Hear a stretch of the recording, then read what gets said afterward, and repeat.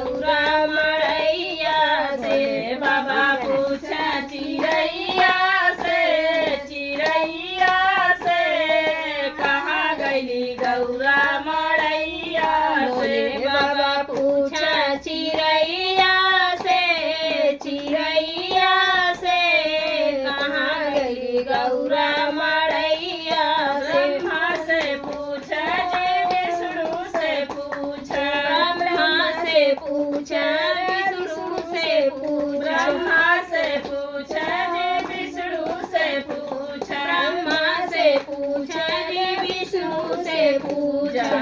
पूछा लक्ष्मी मैया से, मैया से कहाँ गईली गौरा मड़ैया से। कहाँ गईली गौरा मड़ैया से, कहाँ गईली गौरा मड़ैया से, कहाँ गईली गौरा मड़ैया से। भोले बाबा पूछा चिड़ैया से, चिड़ैया से कहाँ गईली गौरा मड़ैया। भोले बाबा पूछा चिड़ैया से, चिड़ैया से कहाँ गईली गौरा मड़ैया से। राम जी से पूछा हो लक्ष्मण से पूछा, राम जी से पूछा हो लक्ष्मण से पूछा, राम जी से पूछा हो लक्ष्मण से पूछा, राम जी से पूछा हो लक्ष्मण से पूछा। पूछा सीता मैया से, मैया से कहाँ गईली गौरा मड़ैया।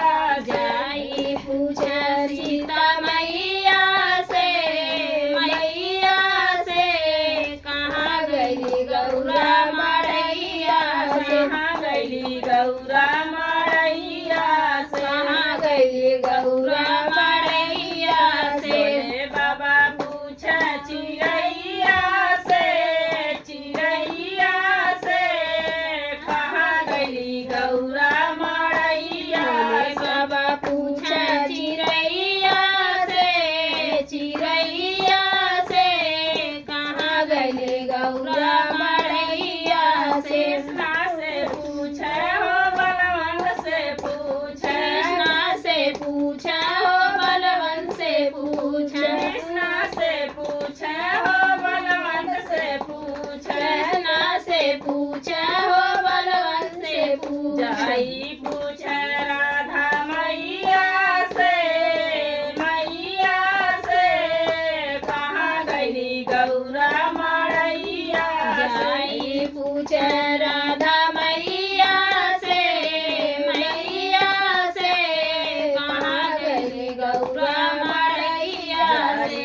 पूछा राधा मैया से, मैया से कहाँ गईली गौरा मड़ैया से। पूछा राधा मैया से, मैया से कहाँ गईली गौरा मड़ैया से। कार्तिक से पूछा गणेश से पूछा, कार्तिक से पूछा गणेश से पूछा, कार्तिक से पूछा गणेश से पूछा, कार्तिक से पूछा गणेश से पूछा।